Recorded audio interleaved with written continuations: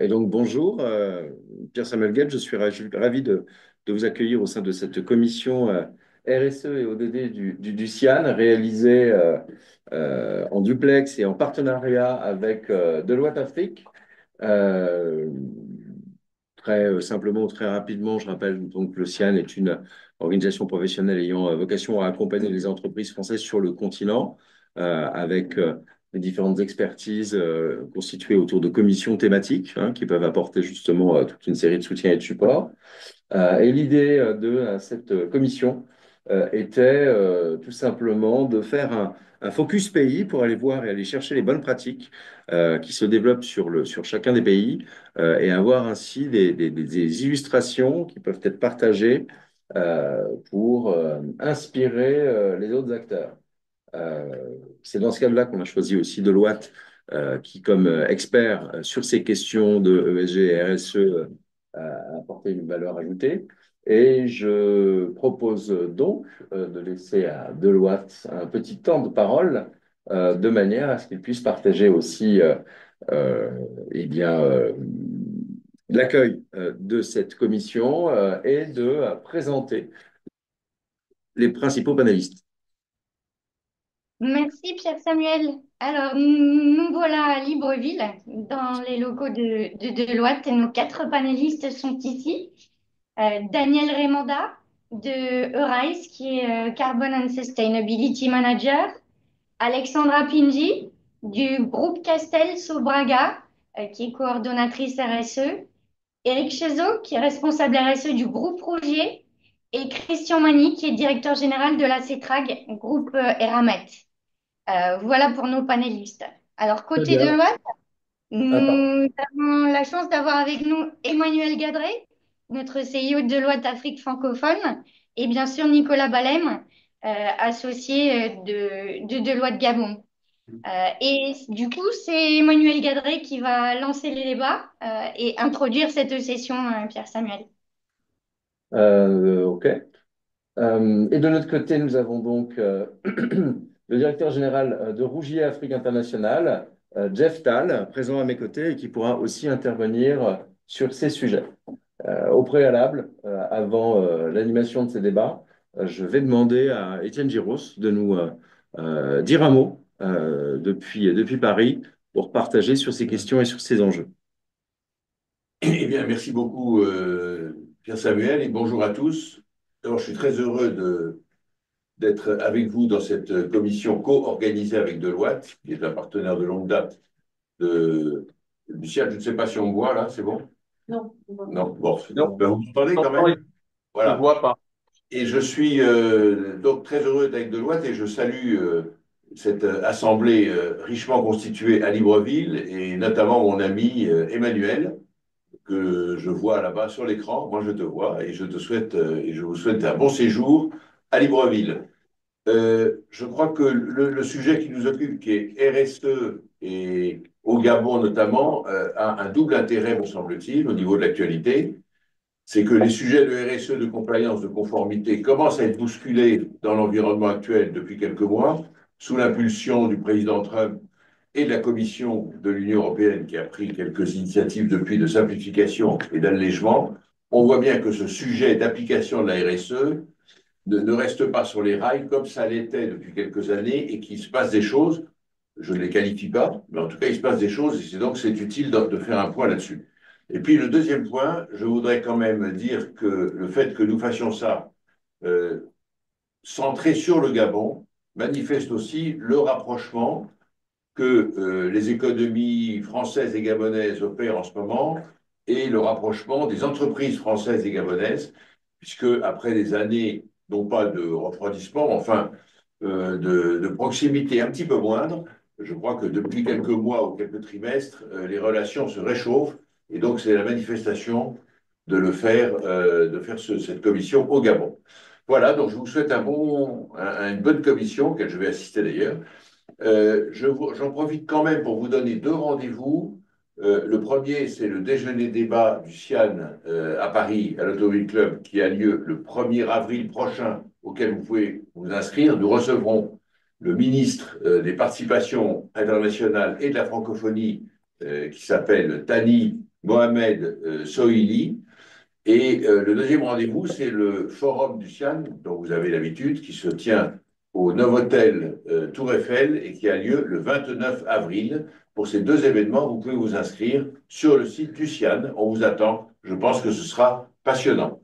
J'arrête là et je vous cède la parole pour la suite de cette commission. Bonne matinée.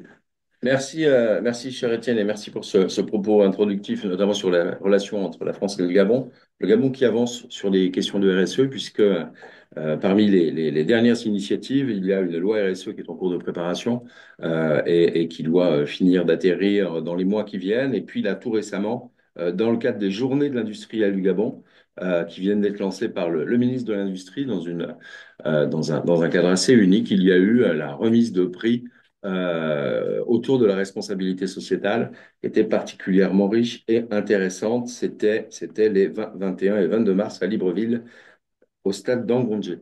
Voilà, c'est mon côté animateur radio. Pour poursuivre et pour lancer les échanges, nous sommes ravis d'entendre Emmanuel pour qu'il puisse justement partager avec nous ces éléments de vision. Emmanuel, the floor is yours, comme dit l'autre Emmanuel. Oui, mais merci beaucoup. C'était Bienvenue un jour, c'était toujours. Vous nous entendez bien? Oui, oui. Parfait. À mon tour de vous souhaiter à toutes et à tous la bienvenue, vous remercier d'être présents ce matin physiquement ou en ligne pour ceux qui sont connectés. Merci beaucoup à nos panélistes. On a hâte de vous écouter sur ce sujet clé qu'est la RSE, dont je ne suis pas un spécialiste. Donc, je vais en parler relativement peu. Je vais en parler simplement pour vous dire que c'est un sujet de grande importance dans la maison, chez Deloitte, et en vous disant un petit peu ce que l'on fait. On a d'ailleurs, pour ceux que ça intéresse, publié la semaine dernière notre rapport RSE. Vous pouvez le trouver sur notre site internet pour ce qui concerne la firme française et l'Afrique francophone. Nous, la démarche s'organise autour de deux piliers. Un pilier qui est à vocation interne, qui s'appelle WeMove, et un pilier qui est à vocation externe, qui s'appelle WeGuide. Et c'est notamment tous les services qu'on peut rendre aux entreprises en matière de sustainability. Mais avant de faire ça, il faut balayer devant sa porte, et c'est WeMove, et c'est pour nous une manière d'assumer notre responsabilité en matière de RSE, en travaillant notre empreinte carbone que l'on mesure et que vous verrez dans le rapport, on a considérablement réduit depuis 2019 avec pas mal de contraintes et une ambition assez affirmée en la matière. C'est l'épanouissement, la formation, le développement de nos talents qui est notre principale ressource. En dehors de la marque et de quelques outils, on n'a rien, si ce n'est de la matière grise et des talents. Donc c'est cet ensemble de choses qui constitue vraiment le pilier WeMove, et ça s'est traduit l'année dernière, par exemple, par un bénéfice en matière d'éducation, un domaine dans lequel on investit pas mal, et on a réussi à toucher en Afrique francophone 155 000 personnes, notamment à travers des outils digitaux ou en partenariat avec des associations qui travaillent dans ce domaine-là. C'est 1200 collaborateurs mobilisés l'année dernière au niveau de l'Afrique francophone pour environ 10 000 heures d'impact, donc c'est assez significatif. Pour la partie WeGuide, c'est une entreprise en matière de conseil en développement durable. On est un des leaders de ce marché en Europe. Donc je ne vais pas forcément rentrer là-dedans. On continue d'investir énormément dans ce domaine-là, indépendamment des coûts qui sont portés, ça a été évoqué en introduction par Étienne, des coûts qui sont portés actuellement par l'administration Trump, parce que de toute façon, on a bien conscience que le compte à rebours est enclenché. C'est-à-dire que l'administration américaine le veuille ou non, si on ne bouge pas, à horizon de 2, 3 ou 4 générations après nous, les conséquences seront absolument terribles. Et donc, de toute façon, nous, on va continuer d'investir dans ce domaine-là pour aider les entreprises à se transformer, pour transformer la nôtre et pour aider les entreprises à se transformer. Et on va le faire aussi parce que, au-delà de ça, c'est une attente très forte du marché. Je ne suis pas en train de vous annoncer la mort du cash flow, hein, le petit cheval de la finance, mais on se rend compte, plus on travaille sur ces domaines-là, de ses limites. Il n'est que rétrospectif, il est très peu prédictif et il est surtout extrêmement parcellaire puisqu'il donne qu'une vision d'un certain nombre d'indicateurs de la performance de l'entreprise et ne l'apprécie surtout pas dans sa globalité.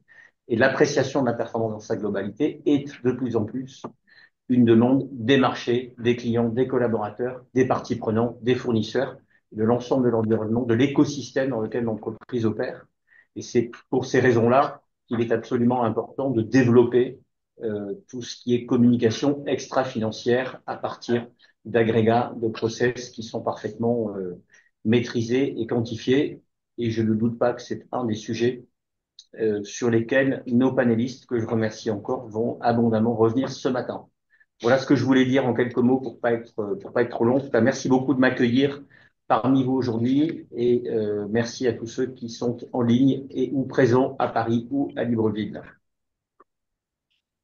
Merci Emmanuel. Eh ben, Pierre-Samuel, si tu es d'accord, sans plus attendre, on passe au premier panéliste. Mais Euh, je plus sois. Je plus sois. Vas-y. Daniel, dans l'ordre alphabétique, c'est Euraïs qui a l'honneur de commencer. Daniel, c'est à Avec vous. plaisir.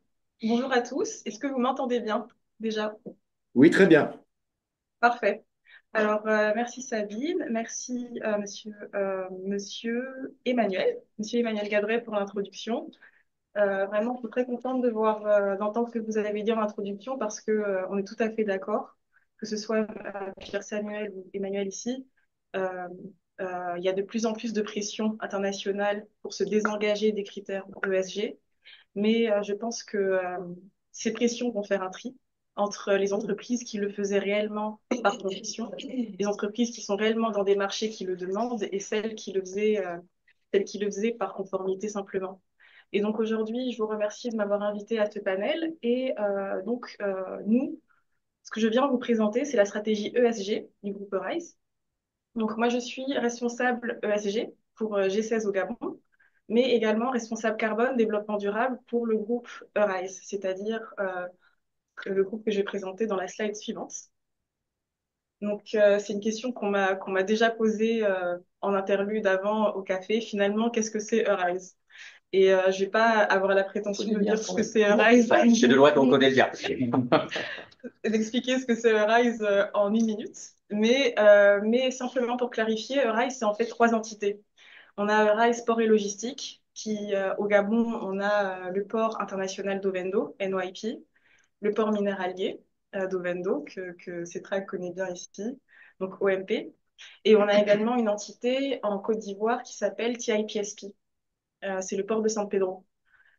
Ensuite, on a Rise Infrastructure Service, qui au Gabon a l'aéroport de G16 Airport. Et l'entité de laquelle je vais vous parler aujourd'hui, pour laquelle je travaille, c'est Rise IIP, les zones industrielles. Donc, on a trois zones industrielles au Gabon, trois zones industrielles opérationnelles, pardon, dont celle de G16, que vous connaissez sûrement au Gabon, donc Gabon Special Economic Zone, et également deux autres zones industrielles au Bénin et au Togo. Et au-delà de ça, donc on est présent, on est vraiment un acteur panafricain. On est présent dans environ 14 pays en Afrique, et dont trois zones industrielles opérationnelles et une dizaine d'autres en cours de développement dans les pays que vous voyez s'afficher. Et ce qu'on fait, c'est qu'on développe, on développe un écosystème industriel autour de chaînes de valeur agricoles ou forestières. Pour compléter la présentation de Rise, il faut également que je vous dise que récemment, donc il y a environ un an, on a créé la Fondation Rise, pour laquelle je suis également en charge des programmes climat. Et donc la Fondation Rise, elle est opérationnelle dans le sens incorporé depuis un an.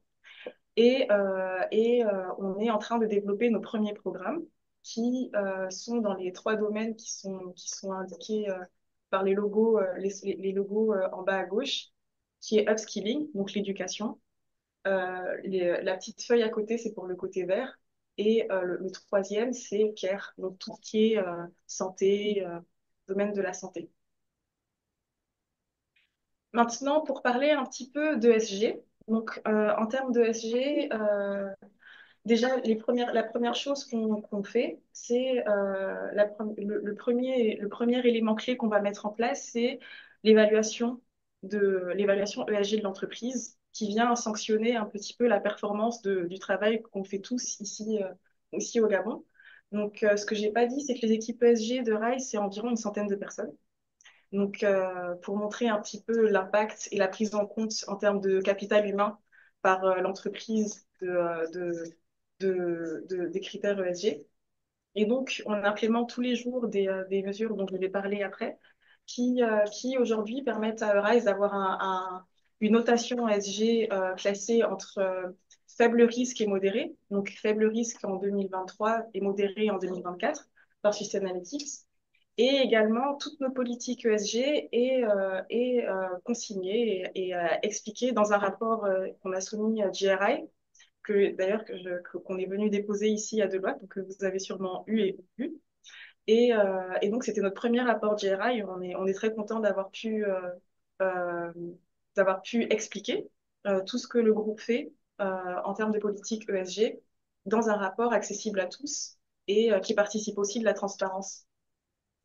À côté de ça, donc on a reçu plusieurs récompenses et en particulier deux dans le domaine de l'ESG pour transition circulaire et en troisième et également pour pionnier des SDG, donc des objectifs de développement durable. Donc celle-ci était sur des opérations que nous avons au Bénin, mais au Gabon en particulier, on a reçu le prix de la transition circulaire pour une usine qu'on a au Gabon, donc dans la zone économique spéciale de Nkoc, qui récupère des déchets de bois pour en faire des panneaux à particules de bois. Et le troisième pan, c'est toute la partie financement qu'on a pu attirer. Et donc, financement, c'est pas le vrai terme, ce serait plutôt cofinancement, parce que RISE ne se désengage pas du financement des projets.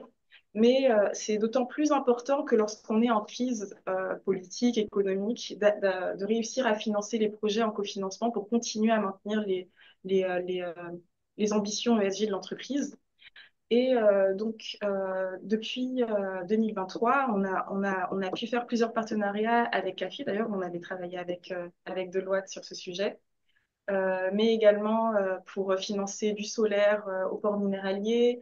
On a fait également un programme qui est assez célèbre au Gabon, avec Comilog d'ailleurs, qui, comme elle, pour augmenter la part de femmes dans les secteurs des transports et la logistique, qui était un cofinancement de BII, donc environ 160 000 euros.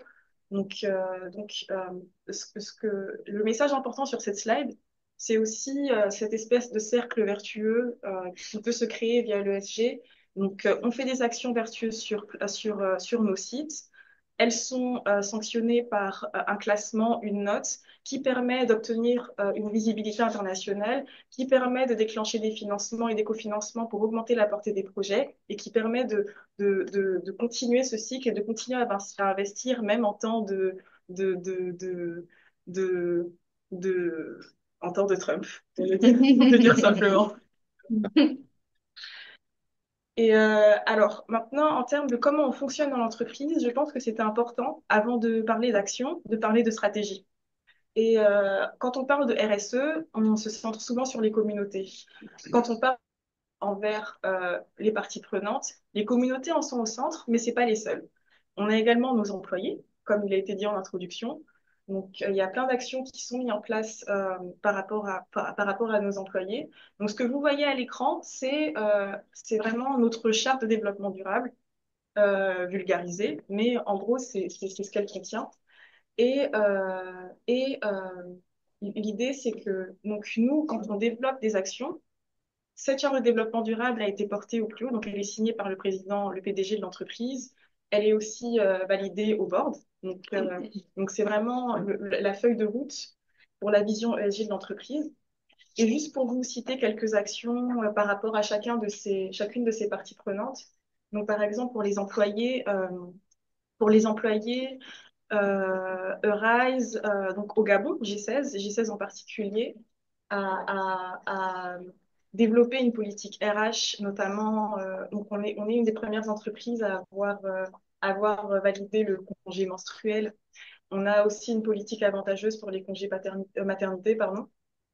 Et la deuxième partie prenante qu'on a, c'est notre PDG dit Mère Nature pour représenter l'environnement. Et donc ça, c'est des éléments dont je pourrais parler un peu plus en détail après. Et bien sûr, les communautés. Donc l'idée, c'est de prendre conscience que les communautés doivent être intégrées à nos projets, soit via l'emploi, soit via le développement, le co-développement de projets. Bien sûr, après, on a les gouvernements. Les gouvernements qui sont une partie prenante clé parce que Eurize est un G16 en particulier est un partenariat public-privé. Donc on travaille main dans la main avec les gouvernements et via des préoccupations qui sont autour de la création de valeur, la création d'emplois, le versement de taxes, de revenus fiscaux pour l'État. Et donc à ce titre-là, donc G16 au Gabon est le deuxième employeur après l'État. Donc le secteur forestier, via sa contribution au secteur forestier. Donc on emploie environ entre 8 000, on crée entre 8 000 emplois directs et 12 000 emplois indirects. Et pour finir, bien sûr, nos actionnaires qui sont partie prenante de notre charte de développement durable auquel on doit transparence et bonne gouvernance. Une fois qu'on a cette stratégie au niveau groupe, nous, on a ensuite au niveau ESG, au niveau opérationnel, des piliers de développement durable qu'on a conceptualisés. Et donc, il y en a 4. Le premier, c'est la neutralité carbone.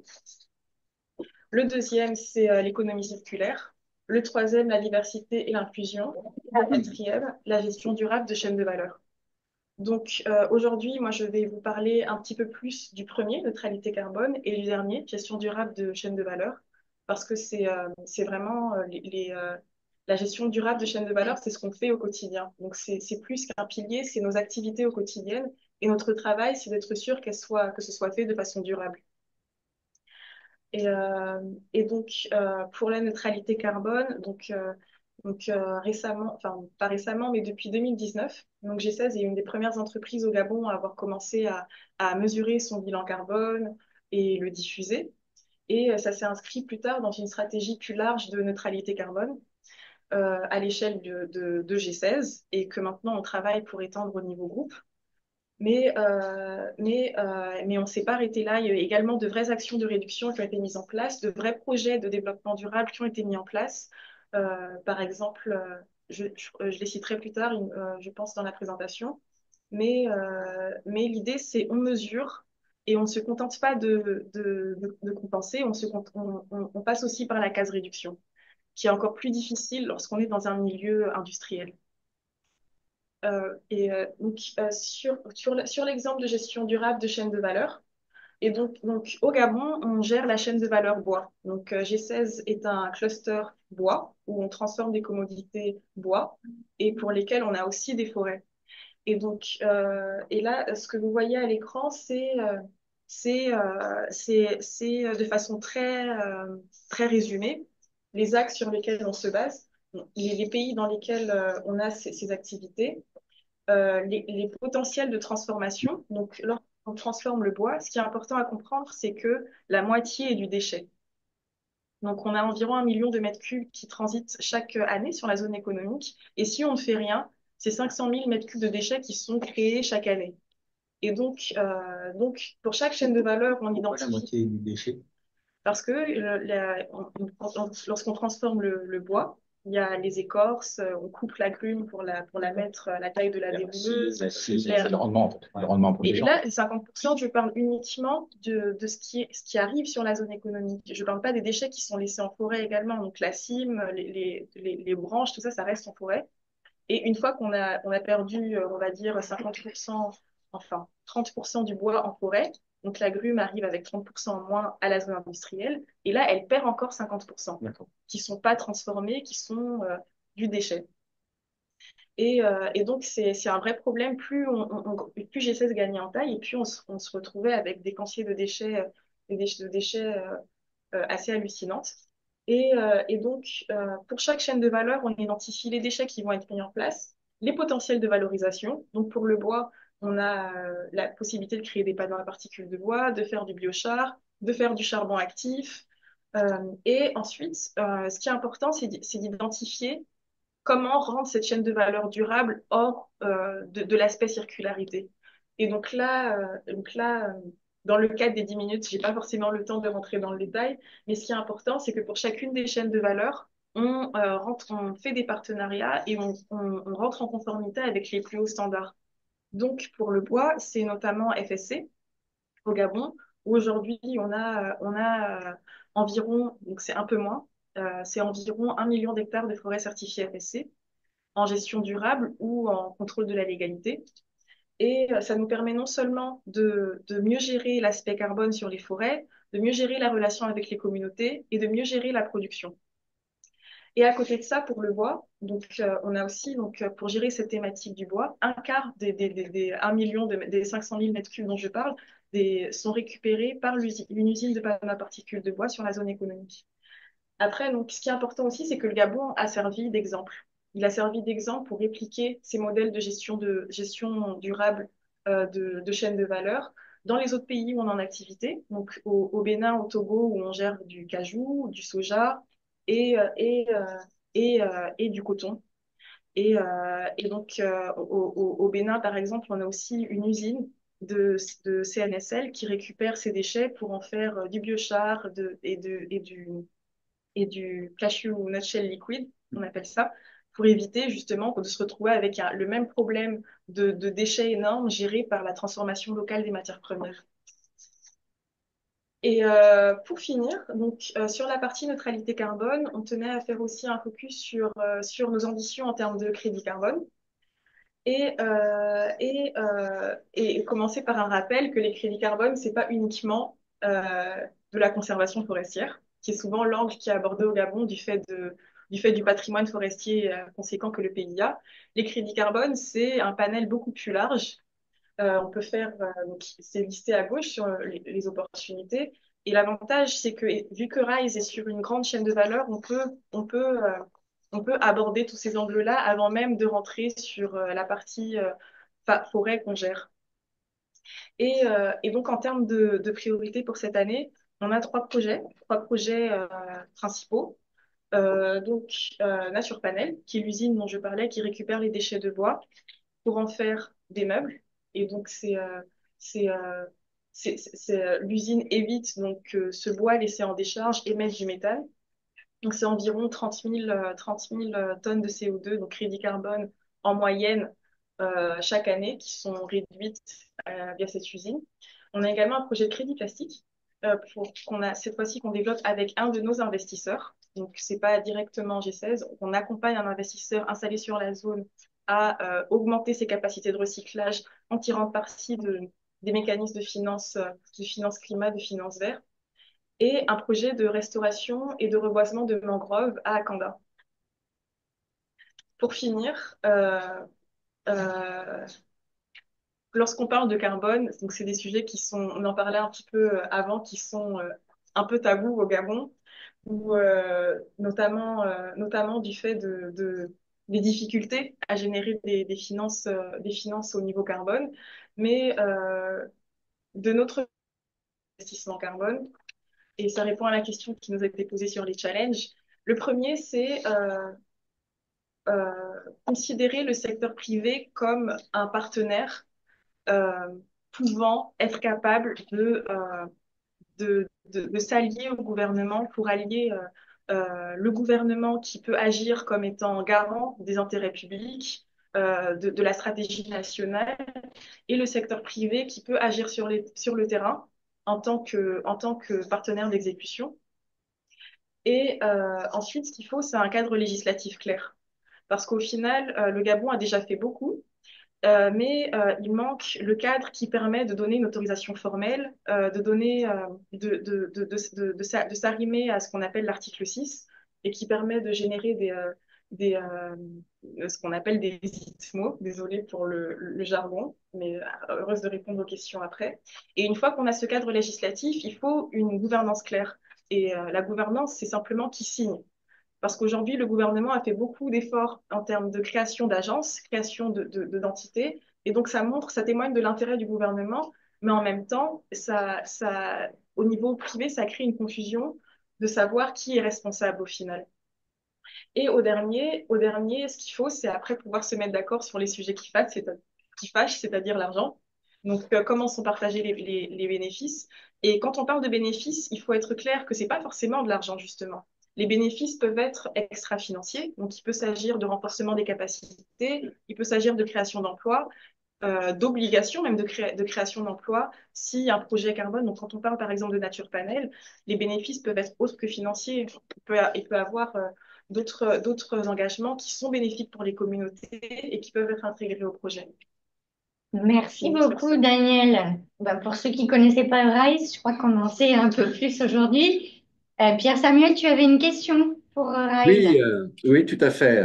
Et en l'occurrence, c'est très en lien avec le dernier propos portant sur l'association des parties prenantes aux différents projets que vous avez évoqués, que ce soit l'État, les communautés autochtones, les ONG. Comment est-ce que vous travaillez avec ces parties prenantes? Comment est-ce que vous les associez? À quel moment vous les intégrez?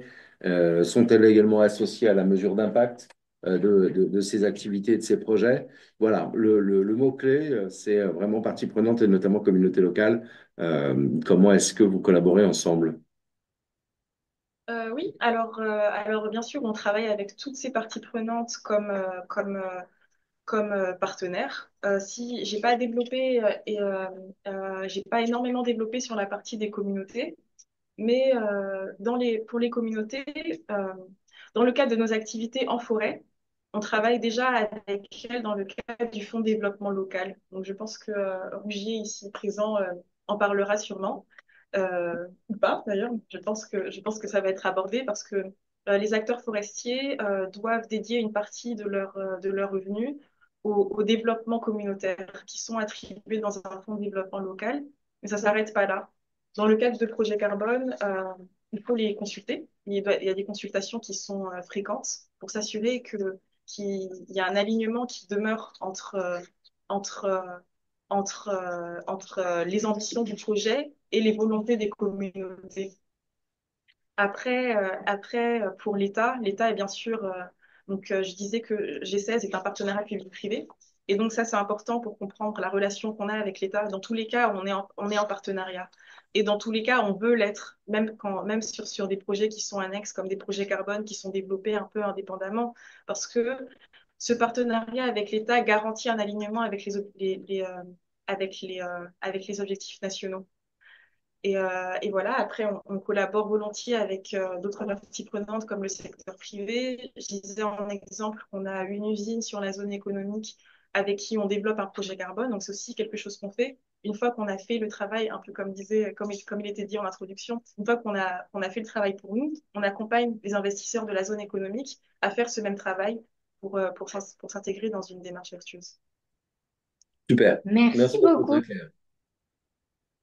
À toi, Sabine. Et ben, sans plus attendre, on va passer à notre deuxième panéliste, Alexandra Pinji de Sobraga, le groupe Castel. À Bonjour vous. à tous. Rebonjour à tous. Le groupe Castel est présent au Gabon à travers trois entreprises, Sobraga, Soboleco et Sobanga. Sobraga, comme nous le savons, est responsable de la production et distribution de tout ce qui est bière, boissons gazeuses, eau. Soboleco, elle est l'entreprise qui produit uniquement de l'Anza qu'on a sur les tables. L'eau Anza extraite bien sûr dans la ville de Léconie. Et puis nous avons la toute dernière entreprise qui est Sobenga qui, elle, se charge de la distribution des vins de la maison Castel.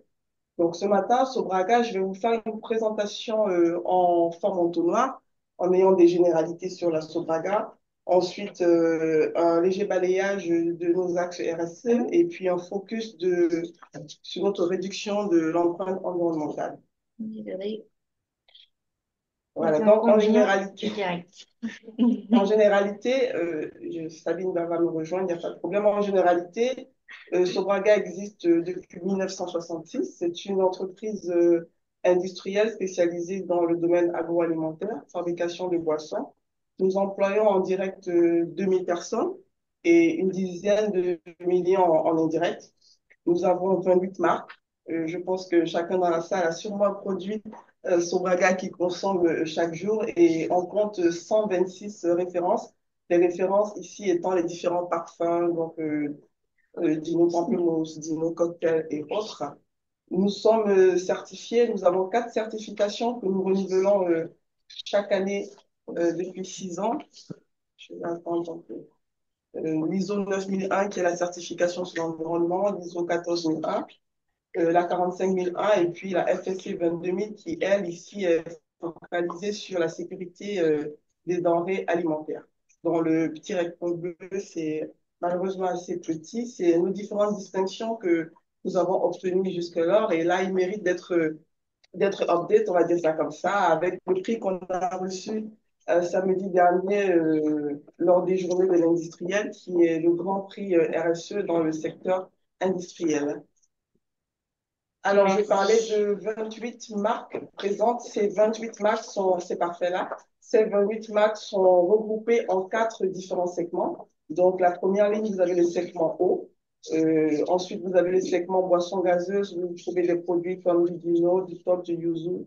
Vous avez le segment boissons gazeuses, autant pour moi. Le segment eau, vous avez de l'Oranza, de l'eau Akewa, qui est notre eau de source, et vous avez l'eau Amingo, qui est uniquement produite à Port-Gentil, qui est une eau de table. Et nous avons un quatrième et dernier segment représenté par la marque Booster. Nous avons 5 parties prenantes que nous intégrons au quotidien dans notre démarche RSE. Naturellement, nos employés qui sont la première partie prenante, la partie prenante en interne. Nos clients, qu'on va appeler ici les grossistes, qui se retrouvent au milieu de la chaîne, c'est-à-dire entre l'usine et le consommateur final. Nous avons nos fournisseurs, les communautés locales qui constituent un pan essentiel de notre axe RSE, soutien aux communautés, et puis en tout dernier, bien sûr, les consommateurs.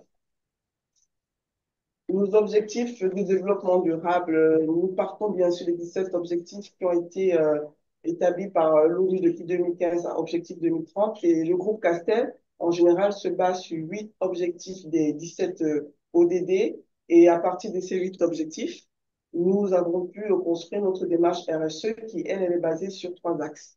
Le premier axe étant simplement la valorisation de notre capital humain. Le deuxième axe étant la dynamique de l'offre sur le marché.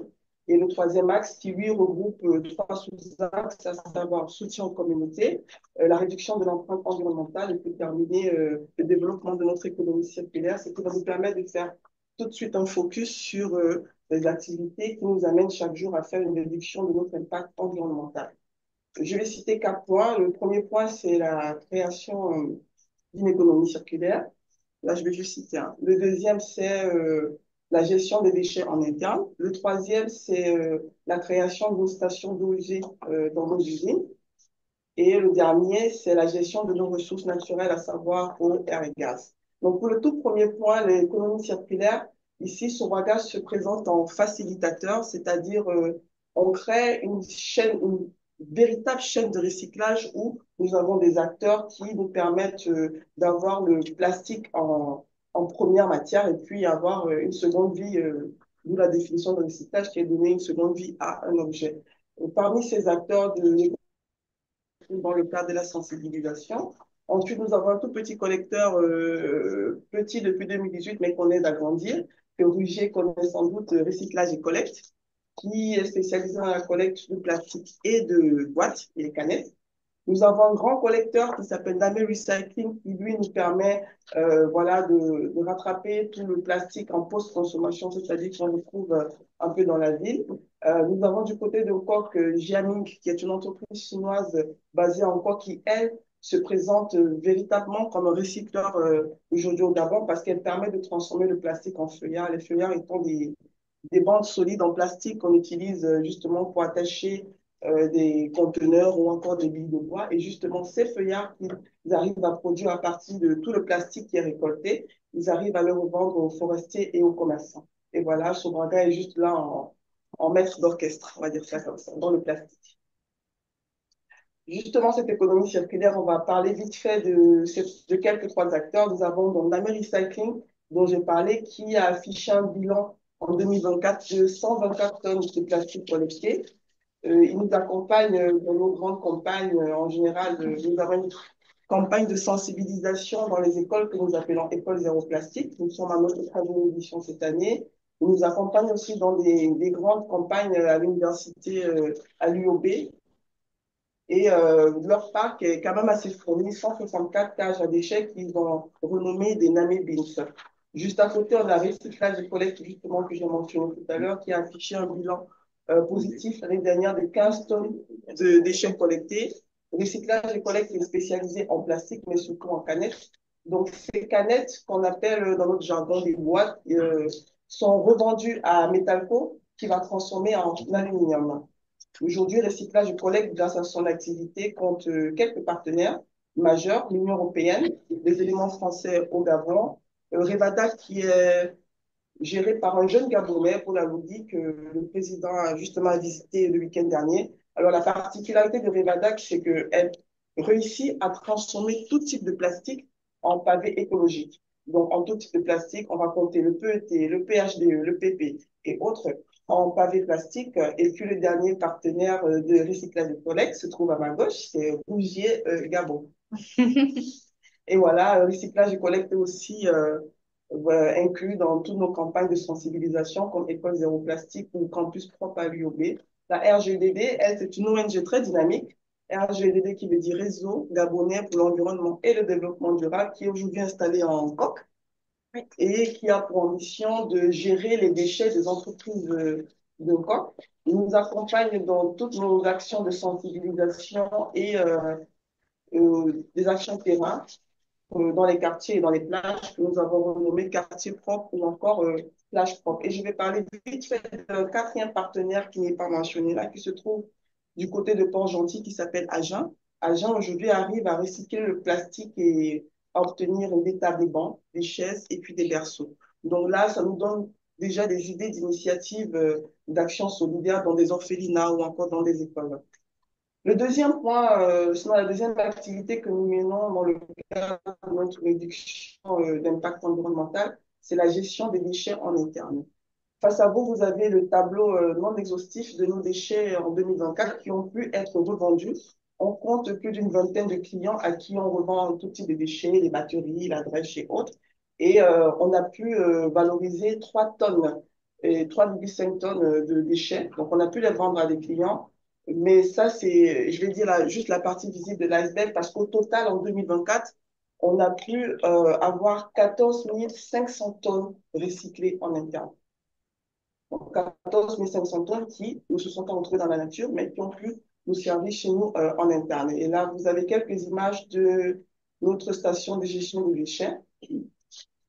Ensuite, une autre image de la station de séchage de la drèche. La drèche, c'est le résidu qu'on obtient après le mix du malt et du maïs, qui sont les matières premières pour fabriquer la bière. Alors, cette drèche, lorsqu'on l'obtient, on ne la jette pas, on va la revendre à la SMAC qui, elle, l'utilise dans ses élevages pour nourrir les animaux. La troisième activité dans le cadre de notre réduction d'impact environnemental, c'est la station de traitement des eaux usées. Lors de la production, bien sûr, on a des eaux usées, mais nous ne les déversons pas dans la nature grâce à notre station d'eau usée, présente sur 2 sites pour le moment, donc 2 sur 6 parce que nous comptons 6 sites, présente à Libreville et à Port-Gentil. Ambition 2025 de les retrouver sur Franceville et Lula, et ambition 2028 de les retrouver sur nos 6 sites. Je profite à les citer: Libreville, Lula, Port-Gentil, Franceville, Oyem. Voilà, nous profitons donc à justement y aller à pas à pas. Donc, on est juste sur 2 sites. Une station de traitement d'eau usée est estimée à 1,2 milliard de budget. Pour y arriver, nous allons nous organiser à travers 3 procédés. Le premier procédé, c'est de traiter les eaux en phase anaérobie, c'est-à-dire sans oxygène. Le deuxième procédé, c'est d'avoir un traitement en phase aérobie, donc bien sûr avec oxygène. Et la troisième phase, qui est notre ambition de 2025, c'est de pouvoir avoir cette eau réutilisée, d'où le projet Reuse, c'est-à-dire lorsque ces eaux usées passeront à travers les différentes cuves que vous voyez et autres dispositifs, on pourra récupérer ces eaux pour des activités de nettoyage en interne, de jardinage et même pour pouvoir nettoyer nos machines souffleuses et autres. La dernière activité qui nous permet de réduire notre empreinte environnementale, c'est juste la gestion de nos ressources naturelles. Sur les graphes affichés, vous voyez que depuis 2019, et ça sur les 6 sites, nous nous évertuons à consommer moins toutes nos ressources naturelles, électricité, eau et air. Et cette tendance va à la baisse. Et justement, ce pilotage est possible grâce à une application que on appelle MyEnergy, qui est installée sur tous les ordinateurs et les appareils du côté de la direction qualité, voilà, qui nous permet d'encadrer et de regarder ce processus de réduction de consommation de nos différentes ressources naturelles. Et voilà, en résumé, donc, nous avons 4 activités: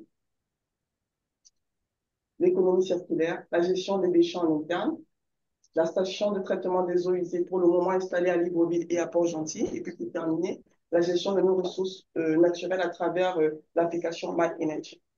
Voilà. Merci. Merci, beaucoup de choses au-delà de la bière. Pierre Samuel, une question peut-être à Alexandra. Oui, oui, oui, tout à fait. On comprend au travers de votre exposé que la gestion des déchets est un pilier central de votre politique RSE. Sobraga a visiblement une stratégie bien établie et bâtie sur le principe de l'économie circulaire. Au-delà de cela, est-ce que Sobraga, ou plus généralement le groupe Castel, travaille également sur l'éco-conception? Autrement dit, travailler les produits à la base pour qu'ils génèrent le moins de déchets possible en sortie. Oui, bien sûr. Alors là, on va faire un clin d'œil au volet innovation, parce que qui dit RSE dit forcément innovation. Le tout premier projet, là, je passe en mode exclusivité, hein. Le tout premier, Ah, C'est une information.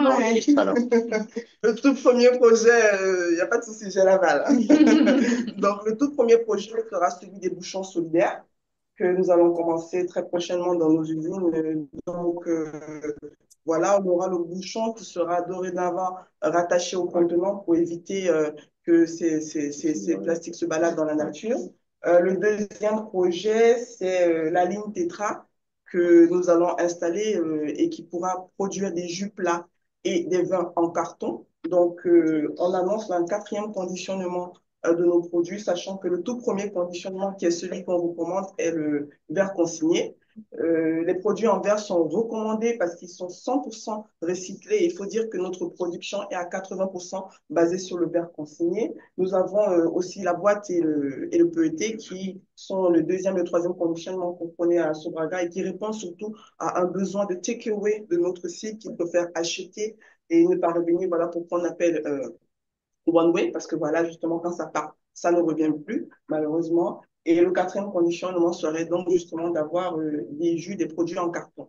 Et puis le tout dernier projet qui est celui qu'on va lancer en fin d'année 2025, sinon début 2026, c'est celui de la fabrication des préformes. Donc, le plastique que l'on collecte en interne pourra être recyclé pour fabriquer les préformes de ces différentes bouteilles en format 50 centilitres, 5 litres ou encore 10 litres. Donc, des petits morceaux de plastique. Voilà, les préformes, c'est des petits bouts un peu arrondis dans lesquels, bon, quand la souffleuse passe, elle donne la forme à la bouteille. Et puis voilà, tout pourra se gérer en local et voilà, rien ne va se perdre et puis tout va se gagner, surtout se transformer.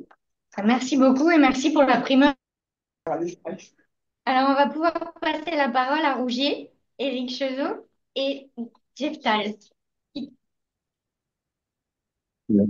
Jeff, the floor is yours. Merci. Donc, je vais partager la présentation avec mon collègue Éric Chezot, qui est directeur RSE du groupe. Je remercie Locian et Deloitte pour cette initiative. La première slide, s'il vous plaît. Peut-être quelques mots sur Rougier en attendant. Aujourd'hui, Rougier est présent au Gabon et en République du Congo, donc Brazzaville. En France, nous avons l'activité de négoce de bois tropicaux certifiés. C'est un groupe qui a un peu plus de 100 ans, qui a fêté ses 100 ans en 2023, qui a traversé une période difficile en 2018, a été obligé de se séparer notamment du Cameroun, où Rougier était très présent. Et maintenant, la stratégie s'est vraiment focalisée sur le Gabon et la République du Congo. Nous sommes sortis, je dirais, des zones de turbulence les plus sérieuses. Et nous travaillons maintenant pour les 200 ans, on va dire. Voilà. Donc, en ce qui concerne Rougier au Gabon, une présence de plus de 70 ans. Euh, voilà, donc le groupe est présent depuis environ 70 ans au Gabon. Nous avons fait le choix d'aller vers l'aménagement durable de la forêt dans les années 90 et ensuite d'aller vers la certification à partir de 2007-2008. Euh, Aujourd'hui, notre ambition, notre vision, c'est vraiment d'être leader du bois africain certifié responsable, notamment pour le bassin du Congo, on va dire, qui est le cœur de l'activité bois tropicaux pour la partie Afrique. Pour nous, la RSE, le développement durable, en fait, c'est une question de vie ou de mort. C'est-à-dire que parce qu'il y a des consommateurs exigeants dans certaines régions du monde sur la provenance du bois qui est utilisé pour leurs meubles, leur construction, etc., on va dire, pour faire simple, l'Europe et l'Amérique du Nord, ça permet à notre modèle économique d'exister parce que notre base de coûts ne peut pas rivaliser avec certains forestiers qui viennent par exemple de Chine, de Malaisie ou d'autres pays asiatiques qui n'ont pas la même la même structure de coûts. Et donc, le fait que ces marchés exigent la certification nous permet de travailler tout en respectant les valeurs dont je vais parler et en ayant un modèle économique viable. En ce qui concerne les valeurs, j'en ai parlé. Donc, c'est vraiment l'esprit pionnier qui a toujours caractérisé la famille Rouget et le groupe. Le choix d'être un acteur responsable très tôt et l'expertise forestière. C'est vrai qu'il y a de l'industrie dans notre métier, mais Rouget se définit vraiment comme un forestier avant tout. Et tout ce que je viens de dire repose sur 900 employés, 900 hommes et femmes, à l'écrasante majorité de Gabonais, hein, y compris à des postes d'encadrement et des postes de dirigeants. Nous avons un peu moins de 900 000 hectares sous aménagement durable, des permis, répartis au nord du pays et dans la partie sud-est. Rougier et le Gabon, c'est une longue histoire. Je vais laisser la parole à mon collègue Éric Chezeau. Merci Jeff, merci pour l'invitation et l'occasion qui nous est donnée de présenter nos engagements en matière de gestion forestière responsable et de certification au Gabon. Comme vous le voyez, on est un acteur qui est très présent dans le domaine rural. Hein, le secteur bois est le premier employeur dans le domaine rural au Gabon. On est présent dans plusieurs provinces au niveau de 4 concessions forestières. Et notre politique RSE est en grande partie constituée de 30 ans d'engagement en gestion forestière responsable. Donc, il ne fait que traduire notre ADN, notre génétique en termes de gestionnaire forestier engagé et engagé vers la certification qui a permis de faire reconnaître sur les marchés internationaux toutes nos bonnes pratiques. Alors, si on peut passer au slide suivant. Donc, comme pour Deloitte, on a 5 engagements, dont 3 qui sont, on va dire, la reconnaissance de nos bonnes pratiques et les deux derniers qui sont plus dans le move, des engagements à court, moyen terme en termes de projets RSE. Donc, le premier engagement est d'être une entreprise éthique et citoyenne.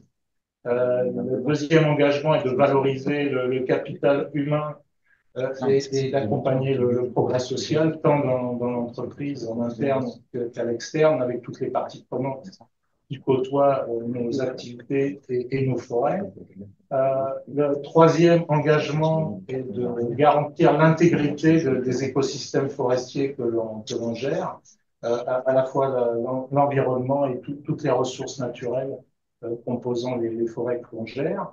Ensuite, les 2 derniers engagements sont plus des engagements à court moyen terme qu'on a déjà initiés et dont on espère beaucoup. Le 4e concerne la promotion et la valorisation des services écosystémiques fournis par les forêts que l'on gère. On l'a déjà un petit peu abordé avec Rise dans la première présentation. Et aussi avoir, là c'est valable pour tout le monde, je pense avoir une démarche éco-responsable bas carbone.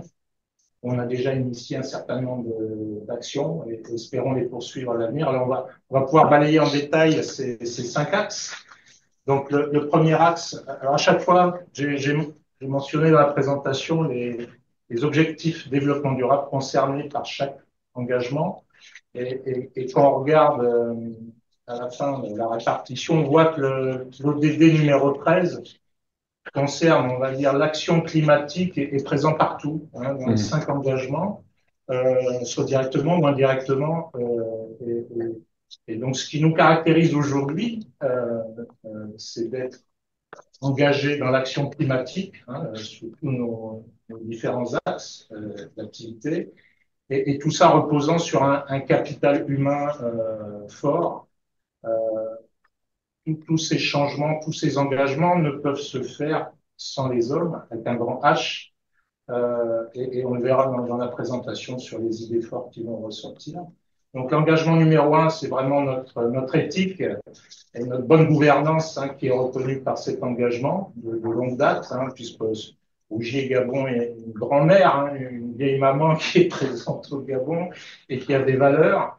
Donc de tout temps, alors, ça peut paraître simple et pas extraordinaire, mais malheureusement, il faut le dire, dans le secteur bois, toutes les mamans sont pas comme ça. Et donc, le fait de le reconnaître et de l'affirmer, je pense, ça nous démarque aussi de pas mal d'autres acteurs qui ne font pas une bonne publicité, malheureusement, quel que soit le lieu sur la planète. Donc, nous, on se conforme à la législation gabonaise dans tous ces textes. Et nous sommes engagés, donc c'est l'après-Rio, au milieu des années 90, ça c'était une volonté du groupe, hein, Monsieur Rougier, d'aller vers les meilleures pratiques de gestion forestière responsable. Et très vite, nous sommes engagés dans la certification forestière, le FSC, pour pouvoir faire reconnaître toutes nos bonnes pratiques. Donc nos activités reposent sur des actions responsables, dans le respect à la fois des personnes et de notre environnement. On s'engage aussi à communiquer en toute transparence, hein. L'éthique, c'est aussi pouvoir partager nos pratiques, répondre aux questions, sollicitations, être audité, on est audité en permanence avec nos certifications, et les auditeurs reconnaissent à chaque fois notre transparence sur nos démarches, nos impacts, nos performances négatives ou positives et toutes nos démarches et nos programmes sociaux environnementaux. Tout ça se faisant aussi dans un cadre relationnel de qualité avec l'ensemble des parties prenantes qui adhèrent à nos activités. Ça va des espèces ou des forêts. Les populations locales, on a anticipé souvent les lois, hein, les textes, nos modes de gestion servis de modèle, souvent pour l'élaboration et l'institutionnalisation des bonnes pratiques. Ça a prévalu pour les plans d'aménagement, ça a prévalu pour les actions auprès des populations, où dès le milieu des années 2000, on a mis en place des programmes de soutien à des actions de développement d'intérêt communautaire dans les villages qui entouraient ou qui étaient à l'intérieur des concessions que l'on gérait. Voilà, on peut passer à l'engagement 2, qui est au cœur de tout ce qu'on a pu faire, hein, c'est l'homme avec un grand H, comme je disais, qui se décompose en 2 parties, une partie sociale interne, hein, vis-à-vis de nos travailleurs. Donc aujourd'hui, le travail en forêt, c'est un travail qu'on garantit en sécurité avec un accès équitable aux services de santé. Vous avez eu la situation des forêts que l'on gère. On est isolé en plein milieu forestier, donc il a fallu s'inscrire dans un cadre durable, hein, fini la foresterie itinérante. Donc, on a installé des bases vie avec l'ensemble des services, hein, permettant aux travailleurs et à leurs familles de s'épanouir. On a des écoles, on a des centres d'approvisionnement pour nourrir les travailleurs et leurs familles. On a aussi tout un système de gestion de l'eau potable, de gestion des effluents, tout un tas de problématiques sanitaires, santé, des challenges qu'il a fallu relever avec le temps. On a été aussi, et on est toujours reconnu comme étant une école, hein, on a souvent devancé les écoles dans les programmes de formation interne. On a été, et on l'est encore aujourd'hui, la source de nouveaux métiers. On va l'évoquer tout à l'heure dans les perspectives de développer une économie verte au Gabon, bah, ça repose sur des nouveaux métiers qu'il va falloir aussi développer. Et on a été toujours le pionnier et le cœur d'une expertise reconnue. Euh, on a aussi donc au niveau du capital humain donc un engagement vis-à-vis de la lutte contre toute forme de discrimination. On a un système en interne qui permet de lutter contre ça, donc discrimination genre, sexe, religion, ethnie, embauche et rémunération, ainsi que toute forme de violence. On a aussi un programme genre. Alors c'est vrai que la forêt est perçue comme un métier d'homme, essentiellement, mais on a une politique permettant de favoriser aussi l'accès des femmes au travail. À l'époque, j'ai été le premier forestier à embaucher une femme en forêt sur des postes dédiés aux hommes par le passé. Et aujourd'hui, cette femme, 10, 15 ans après, toujours là et un poste de direction. Il y a pas mal de postes, et il suffit de le vouloir, qui peuvent vraiment se prêter aux femmes et souvent mieux réalisés qu'avec les hommes. Merci pour ça. Voilà. On a aussi une politique jeune et qui favorise l'emploi des jeunes et notamment les jeunes qui vivent dans les villages entourant nos concessions. On a des panneaux d'affichage qu'on met dans les villages. On fait le relais des recrutements. On forme aussi au métier de la forêt. Donc ça, on le reconnaît, on le revendique. Ensuite, vis-à-vis des populations, donc au-delà de la loi, on a été précurseur en la matière. Donc, on gère des forêts où les populations, bien souvent, ont aussi des intérêts. On est plusieurs à utiliser cet espace à des vocations différentes, mais en tout cas, nous, notre politique est de reconnaître les intérêts et les pratiques traditionnelles sur ces territoires.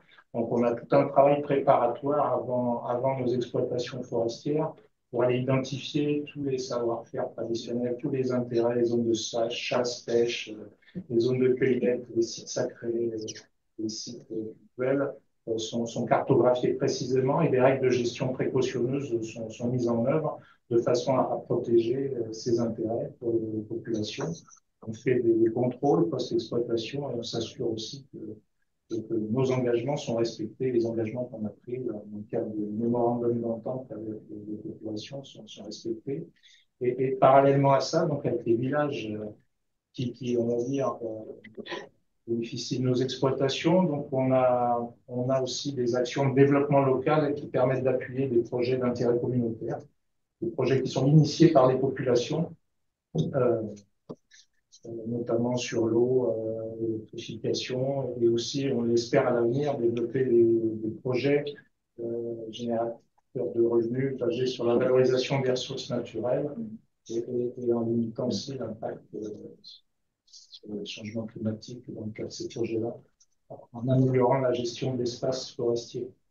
Ensuite, l'engagement numéro 3, on ne voit pas où, mais c'est tout ce qui concerne la protection de l'environnement, voilà, et nos pratiques d'exploitation forestière aujourd'hui garantissent l'intégrité de la forêt, de l'environnement dans toutes ses composantes, par des prélèvements très sélectifs et tout un tas de procédures d'exploitation à faible impact que nous avons menées depuis une vingtaine d'années font l'objet de procédures d'instruction. Eric, je me permets de t'interrompre. Oui. Hein, il faut accélérer un peu pour rester dans le créneau de 10 minutes. Merci, Jeff. Moi aussi, ça vous permet de reprendre votre respiration. Il y a beaucoup d'exploitations illicites. Alors, il y en a malheureusement, ça c'est à l'administration de contrôler, surveiller. Nous-mêmes, on a aussi, dans le cadre de nos activités, des programmes de surveillance. C'est vrai qu'il y en a, je pense, moins qu'avant, mais ça nécessite, comme tout, il faut toujours du contrôle. La menace c'est pas est évident là. de partir avec une brume sur le dos, quoi. Voilà, donc ça se voit. Normalement. Mais il faut surveiller, il faut avoir les moyens de surveillance. Nous, on les a en collaboration avec l'État, on y travaille. On a des partenariats aussi avec les administrations délocalisées des eaux et forêts pour surveiller le territoire. Ça vaut de l'exploitation illégale forestière, des exploitations minières, le braconnage. Voilà. On surveille toutes ces valeurs, ces menaces. Passons à l'engagement 4. Voilà, donc l'engagement 3 n'est qu'une reconnaissance de nos bonnes pratiques. Alors, si on va sur des engagements, on va dire, plus dans le move, voilà. Donc on espère à l'avenir pouvoir valoriser, promouvoir les services écosystémiques. Les services écosystémiques, c'est tous les services que peut rendre la forêt à l'être humain. Donc aujourd'hui, la forêt est reconnue comme puits de carbone, séquestrant donc du CO2, et nos modèles de gestion forestière aujourd'hui peuvent être reconnu comme positif pour la santé de la planète sur cet aspect-là. J'ai quelques chiffres que je pourrais vous présenter basés sur l'analyse de nos forêts, nos stocks et nos placettes permanentes. On a des forêts aussi qui ont des hauts stocks de biodiversité, notamment animale, qui aussi peuvent être valorisés, on l'espère à l'avenir. Toutes nos pratiques permettent aussi de préserver la qualité, les quantités des eaux toutes les rivières qui sont dans nos forêts. Le Gabon est très très dense en rivières et des rivières qui sont utilisées aussi par les populations. Par ce braga aussi, l'eau c'est la vie. Et dans nos exploitations, en tout cas, on fait très attention à maintenir la qualité des rivières. Du coup, Eric, pardon, mais d'un mot, si on reste sur cet engagement 4, comment vous voyez Rougier contribuer à la finance verte gabonaise de demain? Alors, on espère être une solution avec l'ensemble des parties prenantes et notamment l'État. Daniel en a déjà parlé tout à l'heure. On est persuadé, comme pour les challenges vis-à-vis de l'aménagement forestier, la certification, on peut être une solution, c'est le terme, basé sur la nature, à l'avenir, aux côtés des institutions, pour valoriser toutes ces chaînes de valeur, que ce soit les crédits carbone, qui peuvent être présents sous différentes formes. C'est pas seulement de la conservation, c'est des bonnes pratiques, c'est des technologies améliorées, des changements d'activité aussi, une additionnalité dans notre comportement qui permet d'être valorisé. Voilà. On y travaille, on est prêt. Maintenant, je pense qu'on a besoin de dialogue et de gouvernance et d'institutionnalisation de ces bonnes pratiques, de ces nouveaux projets, comme on l'a fait avec l'aménagement forestier, avec d'autres sujets par le passé. La certification aussi, on a été pris comme modèle. C'est vrai que tout n'est pas forcément facile à mettre sous loi, mais en tout cas, ça bouge et on espère que dans les mois à venir, des accords puissent être trouvés avec l'ensemble des parties prenantes. Il inclut les populations, ça concerne beaucoup d'acteurs, les écoles, les instituts de recherche. Il y a des nouveaux métiers, il y a de l'emploi derrière aussi. Donc, je pense que ça peut mobiliser l'ensemble des parties prenantes. Il suffit juste qu'il y ait un climat de confiance qui s'instaure entre tous. Je vois que Daniel Bien. approuve Tout à fait. chez Horizon les mêmes Merci pour objectifs. ces propos. Et moi, ce que je note notamment, c'est que bon nombre des acteurs autour de la table sont connectés entre eux et travaillent les uns avec les autres. Et ça, c'est particulièrement intéressant de voir qu'il y a un écosystème qui est constitué au niveau du Gabon sur ces questions, sur ces enjeux. Merci. Ben, on arrive à notre quatrième panéliste, Christian Magny, directeur général de la CETRAG. Ok, merci, bonjour à tous. Merci à Deloitte pour l'organisation de cette journée qui permet donc à nos différentes entreprises de présenter leurs activités et notamment les actions liées à la RSE. Donc la CETRAG, c'est le chemin de France, la Société d'exploitation du Transgabonais. La concession a été signée en 2005. C'est une ligne de chemin de fer qui va fêter ses 40 ans l'année prochaine, 2026. Et c'est une ligne donc de 648 km, pour être plus précis. Voilà. 648 km, donc 24 gares, dont une qui n'est pas une gare commerciale, la gare des Sassa qui vient d'être payée. 300 000 passagers transportés, 11 millions de tonnes de fret transportées chaque année. Le niveau d'investissement, donc 130 milliards de francs CFA, qui est le chiffre d'affaires de la CETRAG, 3,2 milliards de francs CFA d'investissement communautaire. Et dans le cas du programme de mise à niveau, 230 milliards de francs CFA qui ont été investis sur la part CETRAG et 80 milliards de francs CFA investis sur la part d'État. 1724 employés, donc 1425 hommes, pardon, 299 femmes, et 1800 sous-traitants qui accompagnent le programme de mise à niveau. Vous avez au niveau de l'actionnariat, donc la CETRAG, qui est une filiale du groupe Eramex Combiok, qui détient 51% des parts. Le Meridiam qui détient 41%, Meridiam est rentré au capital en 2021 dans le cadre du financement du programme d'extension de la voie, ce qui a permis donc d'ailleurs de passer de 4 millions de tonnes transportées en 2016 à 11 millions de tonnes aujourd'hui, grâce au travail qu'a fait l'État de Benin, qui détient 9% des parts de la CETRAC. Donc, au niveau de la feuille de route, la CETRAC, ben, elle est définie à partir de la feuille de route du groupe Hermet, qui est Act for Positive Mining. Donc, au niveau de la CETRAC, c'est les trois actions, donc prendre soin de notre personnel, euh, un partenariat de confiance avec la nature et la transformation de notre chaîne de valeur. Donc, pour la protection de notre personnel, donc, la priorité est mise au niveau de notre personnel, notamment la santé, la formation, l'éducation. Aussi au niveau de nos sous-traitants, l'accompagnement de nos sous-traitants qui travaillent avec nous, la diversité et l'inclusion, que je disais tout à l'heure, l'accompagnement à l'emploi, donc 220 contrats d'apprentissage qui ont été octroyés aux jeunes Gabonais. Pour la partie la confiance avec notre partenaire, donc le plan d'action biodiversité, la lutte contre le braconnage, il y a des actions qui ont démarré aujourd'hui. Donc, il y a le partenariat avec la Fondation d'équilibre biodiversité. Il y a aussi des partenariats qui sont en train d'être signés avec l'État, notamment avec la NPL, dans le cadre de la lutte contre le braconnage et puis l'interdiction du transport des carcasses animaux dans le la surveillance des rejets de nos impacts environnementaux aussi, et le partenariat avec le parc La Lopé. Sur la partie transformation de la chaîne, donc la réduction de l'impact carbone, donc, je n'ai pas développé ce point volontairement parce que c'était un projet qui est embryonnaire aujourd'hui avec notamment la gestion de nos déchets liés à l'activité. Il faut savoir qu'en fait, la ligne chemin de fer, elle était constituée en traverse bois. C'est 1,1 million traverses bois posées de Ovando à Franceville. Et la traverse bois, pour la conserver, elle était imprégnée de la créosote. La créosote étant cancérigène, donc interdite aujourd'hui. Nous sommes passés à la traverse béton aujourd'hui. Et nous sommes en phase de gestion de cette traverse bois, notamment avec des études qui sont menées sur le cadre de la valorisation, l'incinération et d'autres projets. Donc, je ne vais pas présenter encore aujourd'hui parce qu'ils sont en phase embryonnaire. Il y a aussi notamment la gestion du rail, 1300 km de rail à récupérer.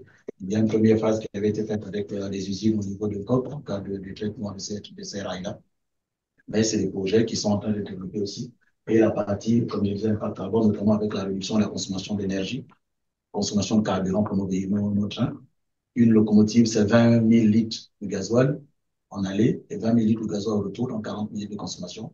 Ce qui fait vraiment des consommations, des rejets, par exemple, importants dans la nature. Donc, du coup, les solutions sont en train d'être mises en œuvre dans la réduction de la consommation, réduction de des rejets, notamment avec l'acquisition de locomotives en gestion électronique qui permettent, quand la locomotive est dans une gare en stationnement, le moteur se met tout de suite en bas régime où le conducteur est obligé d'arrêter son moteur et reprendre la place. Donc, c'est l'ensemble de ces projets qui seront présentés peut-être prochainement dans le cadre du impact carbone, mais nous nous sommes focalisés simplement sur la partie l'impact de la RSE, notamment au niveau des populations. Donc là, vous voyez quelques exemples. Prendre soin de nos salariés, nos sous-traitants, nos communautés. Donc, il y a eu des actions au niveau de la santé, des consultations en ophtalmologie, des consultations dans le cadre de la santé. Dans le cas de l'éducation, la formation des jeunes, la dotation des kits scolaires aux élèves des différentes localités des villes situées entre Ovando et Franceville. Il y a aussi l'accompagnement des communautés, notamment la formation à l'autonomisation de ces commerçants-là, qui sont dans ces différentes villes ou villages le long de la voie ferrée. Donc ici, vous avez quelques réalisations. La construction du centre de santé de Boué, qui a été financé entièrement par la CETRAC, pour 1 milliard de francs CFA, donc 1,5 million d'euros. La réhabilitation des écoles, la construction des marchés communautaires au niveau des villages rondelles, la rénovation et la construction de logements pour le personnel, la rénovation des établissements, des écoles dans les différentes localités en programme de Franceville, les consultations d'ophtalmologie pour 1000 personnes en tout, avec 500 paires de lunettes de connexion distribuées avec l'appui des médecins et des ONG qui nous ont accompagnés dans ces différents projets-là. Au niveau biodiversité, donc là aussi le partenariat, comme je le disais, notamment dans la détection, donc la lutte contre le trafic donc, des faunes, il y a des actions qui sont mises en place. En cas de la gestion de l'eau et des déchets, nous collectons l'ensemble de nos déchets d'ordures ménagères le long de la voie ferrée dans les différentes villes. Nous avons créé 2 wagons, ça s'appelle des wagons verts. On a collecté à près de 18 tonnes de tous les déchets, ramenés sur l'île de ville, ensuite valorisés niveau de Libreville pour éviter d'avoir des déchets qui sont éparpillés selon la ligne de chemin de fer.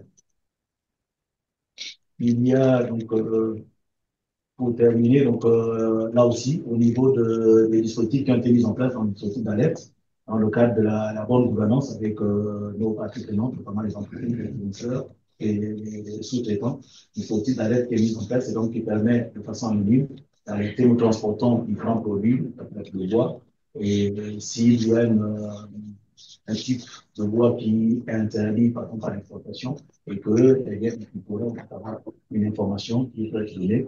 Dans le cadre des entreprises qui travaillent avec nous, qui font l'objet, par exemple, de la tête, au moment de la consultation, il peut y avoir une alerte qui est donnée. Donc, en fait, ces entreprises, malheureusement, peuvent plutôt être écartées de nos consultations. Il y a donc la charte et la politique qui mise en œuvre, donc la formation obligatoire à l'embauche pour nos collaborateurs. Ainsi aussi donc la politique achat responsable, donc avec des procédures achats qui sont mises en œuvre. Et donc, toutes les entreprises qui veulent travailler pour la CETRAC devraient répondre à la charte éthique, devraient proposer, enfin, présenter l'ensemble des documents nécessaires pour obtenir des marchés au niveau de la CETRAC et suivre ensuite l'ensemble des processus d'appel d'offres qui sont identifiés. Donc, voilà un peu, peut-être assez rapidement, malheureusement, je sais que le temps les traverses, vous arrivez à les recycler, les traverses bois ou... Des essais ont été faits dans le cadre de la gestion des traverses bois, notamment avec une incinération au niveau des usines de Comidoc, pour le C2M. Sauf qu'en fait, le rejet des matières dangereuses dans la nature était supérieur à la norme, donc pour cette solution n'a pas été mise en œuvre. Aujourd'hui, nous sommes en train de regarder plutôt la pyrolyse, le système de pyrolyse qui permet donc de calciner les traverses sous haute température et à haute pression, qui permettra donc d'avoir des rejets relativement faibles en fait. Mais ce sont des projets, enfin, ce sont des projets en cours d'étude, donc c'est pour ça que je n'ai pas voulu le présenter ici. Et la SNCF a fait comment? Vous savez, parce qu'ils ont, à mon avis, exactement le même sujet à traiter, non? C'est une solution qui avait été envisagée, donc, d'exporter les traverses en Europe, notamment au niveau de la Belgique, où ils ont une zone d'incinération, mais comme c'est un déchet dangereux, l'importation vers l'Europe, donc, répond à des normes, à des recommandations assez strictes. Et donc, le coût de l'exportation était très élevé, donc, toute la solution proposée, c'est d'essayer de le traiter en local. Mais côté SNCF, effectivement, donc, tous les déchets, la SNCF, SNCB, en Belgique, il y a une industrie qui les recycle, qui les transforme en pot. Parfait, belle initiative. C'est figé, très bien. Un petit problème de réseau. Merci. Dans mon peut-être question Moni, c'était très intéressant de voir que vous appréhendez la RSE sur l'ensemble de votre chaîne de valeur, hein. Vous intégrez les fournisseurs, les sous-traitants. On sait que le groupe Eramet est soumis à ce qu'on appelle le devoir de vigilance, donc l'obligation de veiller à ce que les droits environnementaux, les droits humains soient respectés sur l'ensemble de cette chaîne de valeur. Concrètement, à la CETRAC, ça se manifeste comment? Au niveau de la CETRAC, la première chose, c'est que déjà en tant que filiale du groupe Eramet, donc nous obéissons à la politique de vigilance du groupe Eramet. Au niveau de la CETRAC, nous commençons par une cartographie des risques. Donc, nous avons cartographié l'ensemble des risques et une fois la cartographie faite, donc, nous mettons en place des procédures, à la fois, comme je disais, d'alerte. Il y a un processus d'audit régulier donc, de nos fournisseurs, de nos sous-traitants. Et c'est différentes, pour la partie des communautés, il y a des consultations qui sont faites auprès des communautés dans le cadre des projets, notamment l'ensemble des projets que j'ai présentés ici. Il y a une consultation auprès des projets, auprès des communautés, pardon, et ce sont ces communautés qui nous donnent la liste des projets qu'ils souhaitent. Et nous les avons classés en trois piliers. C'est la SIC, la stratégie d'investissement communautaire, donc l'éducation. Tous les projets identifiés sous forme de projet d'éducation sont sélectionnés en fonction du budget, donc les priorités qui sont mises en œuvre, donc financées, dans les projets de santé, comme je disais tout à l'heure, et les projets d'appui communautaire. Ça, c'est pour la partie communautaire. Pour ce qui est des sous-traitants et des fournisseurs, des audits sont réalisés de ces entreprises-là, dans le cadre du respect de l'ensemble des procédures, etc., des procédures étatiques aussi. Et il y a des visites des entreprises aussi qui sont réalisées. Donc, nous visitons ces entreprises-là pour voir comment est-ce qu'elles sont structurées, comment est-ce qu'elles respectent d'abord la norme, elles respectent donc les droits humains. Il y a, oui, les droits humains, la politique sécurité aussi auprès de ces entreprises et la politique environnementale. Aujourd'hui, dans le cadre, par exemple, du programme de remise à niveau de la voie ferrée, les entreprises qui travaillent pour nous donc, doivent réaliser des études d'impact environnemental et aussi démontrer leur responsabilité en termes de sécurité de leur personnel et des droits humains, notamment le logement du personnel, comment ils sont logés, les heures de travail, le respect des heures de travail. Et donc, c'est tous ces éléments-là qui sont audités par la CETRAC et ensuite, avec, en fonction des écarts donc, qui sont constatés, des actions sont mises en place, soit en sous forme de plan d'action, et ces plans d'action sont régulièrement vérifiés pour la conformité des applications. Et pour les entreprises qui, malheureusement, ne respectent pas ces normes-là, donc, nous sommes obligés parfois de sortir ces entreprises. Merci beaucoup pour tous ces exposés. Pierre-Samuel, on a pris un peu de retard. Je vais synthétiser les débats très rapidement parce qu'on a Oui, quand même... surtout qu'on a deux petites questions en ligne. Donc, si tu D'accord. veux nous faire une petite synthèse d'une minute. Oui, finalement, on tire pas mal d'enseignements de ce que vous avez dit tous les quatre, tous les cinq, avec Jeff Stahl. Bon, d'abord, on constate, vous en êtes le témoignage, que la RSE, c'est la responsabilité d'un peu toutes les entreprises, quel que soit leur secteur. C'est pas seulement l'apanage d'entreprises qui auraient un impact sur l'environnement important. Vous avez fait la démonstration que la RSE, ça n'est pas que le E et que l'environnement. Vous avez tous insisté sur le social, emploi, formation, inclusion, genre, etc., etc. Euh, Vous avez démontré, et l'exemple, le dernier sur la CETRAC, le prouve que la RSE impacte à la fois vos collaborateurs en interne, mais aussi en externe, tout votre écosystème. Et puis, ben finalement, vous me dites si je me trompe, mais la RSE, c'est pas une fonction annexe de l'entreprise. C'est clairement devenu un sujet transverse au cœur de vos stratégies. Et visiblement, pour chacun d'entre vous, ça a clairement modifié, fait évoluer vos modèles d'affaires. Autrement dit, quand la RSE est bien appréhendée, c'est plus comme dans le passé la somme d'actions de mécénat mises bout à bout un peu de manière éparse, mais ça relève vraiment d'une stratégie, d'une vision d'ensemble, et du coup, c'est un véritable facteur de compétitivité pour vos entreprises. Donc, au travers de ces exposés, on voit que la RSE évolue vers des formes plus efficace, plus efficiente probablement aussi, au bénéfice des communautés, vous l'avez dit, mais aussi au bénéfice de vos entreprises propres. Et on voit que la RSE a finalement un pouvoir transformateur sur vos business models. Donc, que ça continue. Merci beaucoup. Je te laisse conclure. Merci Sabine. Oui, tout à fait. Merci Sabine. Et en effet, ton exposé résume assez bien ce qui est de l'ordre de ces mutations normatives que l'on connaît depuis une petite dizaine d'années et qui contribuent à la transformation des entreprises vers la durabilité. D'un côté, la vigilance ESG, tout ce qui est de l'ordre de la gestion des impacts négatifs et notamment dans l'usage des ressources ou les émissions de gaz à effet de serre, mais également les questions de droits humains. Et puis de l'autre, les stratégies d'impact RSE, cette dimension qui s'articule autour de l'intentionnel, de l'additionnel, du volontaire et du mesurable, que l'on va retrouver en termes d'impact positif auprès des communautés, dans la chaîne de valeur également, hein, puisque ce sont des démarches volontaires hein, que d'accompagner les acteurs. C'était d'ailleurs l'une des questions du public en ligne qui souhaitaient mieux connaître quelles pouvaient être justement les démarches d'accompagnement des chaînes de valeur et des partenaires, des fournisseurs. C'est quelque chose que vous avez un petit peu évoqué, mais qui mériterait très probablement une séquence de la commission RSE en tant que telle. Hein, on verra dans quelle mesure on pourra la mettre en œuvre, puisqu'on a aussi un programme chargé, puisque dans les prochaines étapes, nous devrions aborder et faire un focus sur les questions d'adaptation au changement climatique sur le continent africain et pour les entreprises, hein, dans la continuité du webinaire et non, de l'événement qu'on a conduit sur la maîtrise des émissions carbone hein, sur le continent, plan d'adaptation climat, innovation RSE, qui est également un terme particulièrement, je dirais, embarquant et enthousiasmant, parce qu'en fait, on se rend compte qu'il y a tous ces sujets.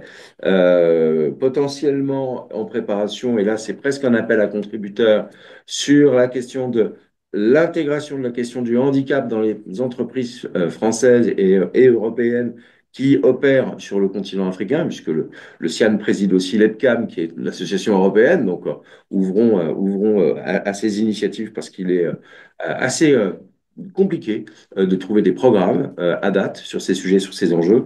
Et puis, prochain focus pays, très probablement au Sénégal, à Dakar, avec Eurocham, avec qui on a déjà réalisé un certain nombre de séquences. Et ça nous permettra, comme aujourd'hui, de faire un peu un tour de la RSE à Dakar et au Sénégal.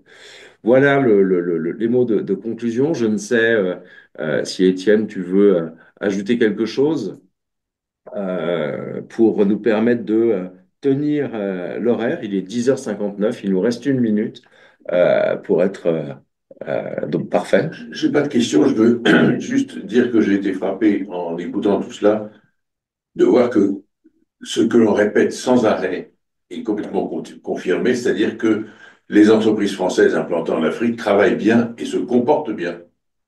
Et donc, quand on dit qu'il faut que les réglementations RSE, compliance, conformité, etc., quittent un peu le champ de la punition, du judiciaire et de la coercition pour plutôt viser le partenariat, je pense que c'est juste parce qu'on est vraiment, on n'a pas à rougir de ce qu'on fait et ça devrait être davantage reconnu. Donc il faut plaider, toujours dire que nous pouvons être un vecteur d'image pour la France et que nous devons avoir confiance en l'Afrique. Voilà. C'est la synthèse de l'exigence et de l'impact, facteur de préférence, ou plus laconiquement dit, c'est la préférence vers le mieux disant plutôt que le moins disant.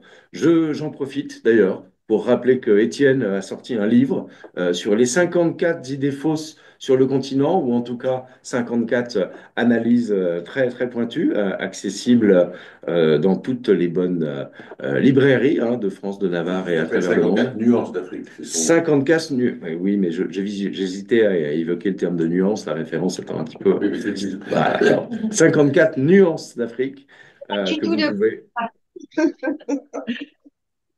Voilà. Amazon. Et c'est disponible sur Amazon, bien évidemment, et dans les librairies. À la FNAC et au forum du CIAN. Voilà, tout simplement, c'est la meilleure raison de venir au forum, c'est le livre d'Étienne, qu'il vous dédicacera personnellement, j'en suis sûr. Le reste. Voilà. Eh bien, écoutez, il est 10h, il est 11h01. Hein Vous avez une question peut-être avant ou... On a le temps pour deux questions du public avant que Nicolas puisse dire deux mots de conclusion. Alors, il y a une question qui remonte véritablement, l'autre étant assez générique. Question pour le groupe Castel. L'appli MyEnergy de Castel est-elle accessible à d'autres entreprises? Non, c'est un outil purement interne, uniquement en interne. D'accord. Réponse claire mais précise. Voilà. Non, mais c'est souvent oui ou non sont les réponses les plus simples. Alors, on a un invité des Nations Unies avec nous qui aimerait poser une question également. Merci, le fiduciaire Nations Unies. Je remercie l'ensemble des panélistes hein, pour leur brillante présentation et j'avoue avoir été agréablement surpris, comme on l'annonçait un peu avant la rencontre, de voir souvent les ODD en première ligne ou en tout cas au cœur de ces stratégies de RSE. Nous sommes en train de réfléchir avec le gouvernement sur la mise en place d'un forum sur l'engagement du secteur privé autour des ODD. Parce qu'au final, on parle toujours de ODD principalement autour de la RSE. Alors qu'au final, l'ensemble du travail des entreprises contribue aux ODD.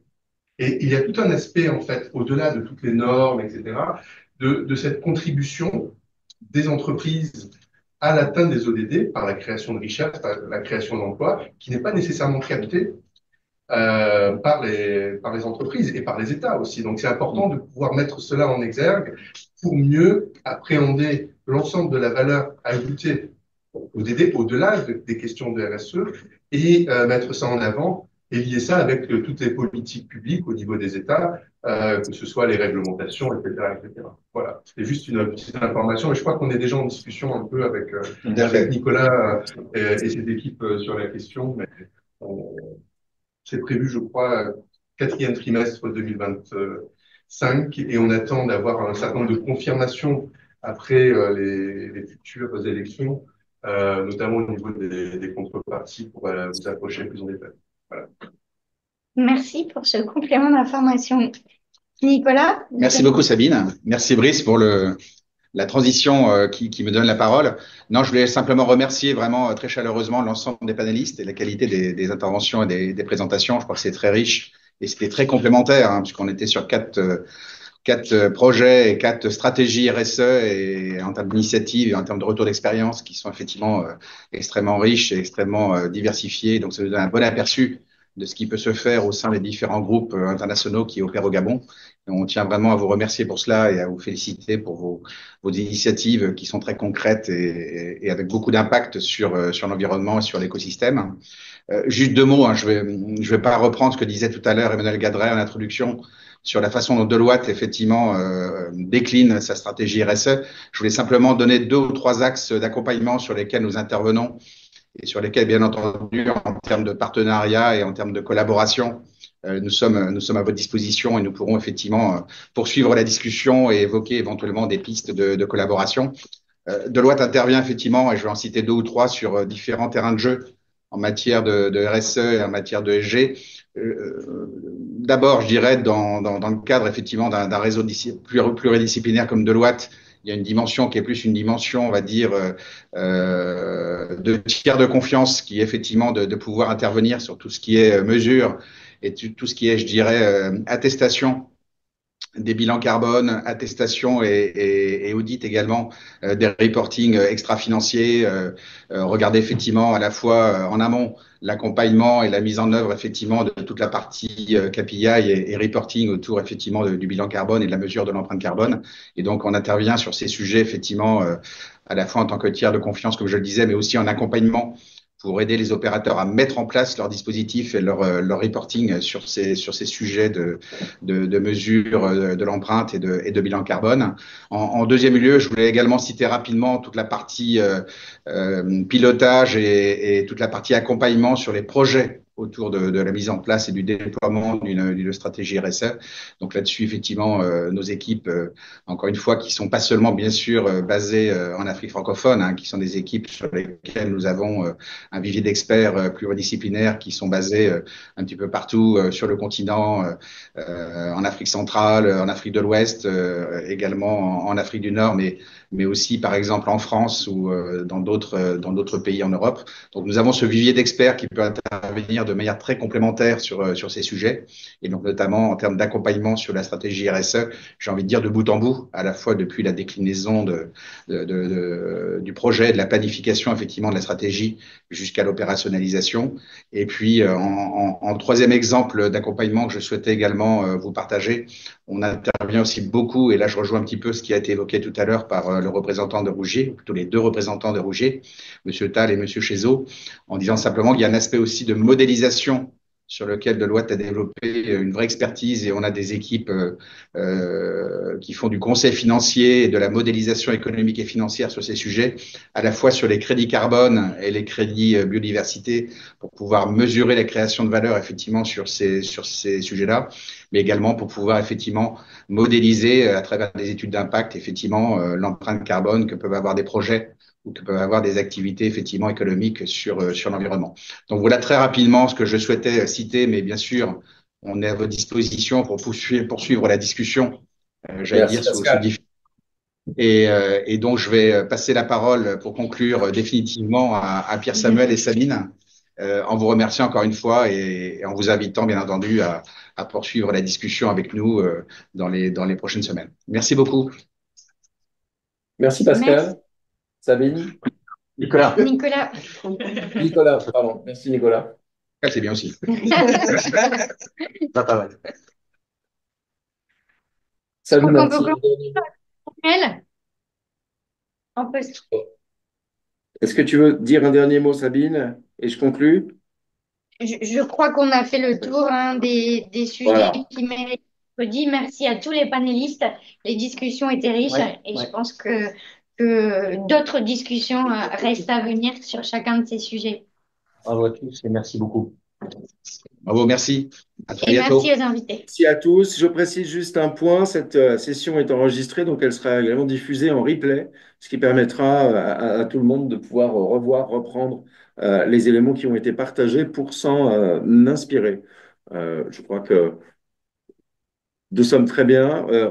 Je remercie encore une fois tout le monde, et notamment Sabine qui était très à la manœuvre, hein, puisque pour cette opération de territorialisée à Libreville, bah, bien évidemment, c'est elle qui a travaillé beaucoup sur le sujet. Et puis, je vous donne rendez-vous à la prochaine réunion de la commission RSE et ODD, coming soon, à très vite. Au revoir. Merci à tous. Merci Samuel, beaucoup. merci Océane. Merci, merci à tous. Bonne fin de journée. Bonne fin de journée.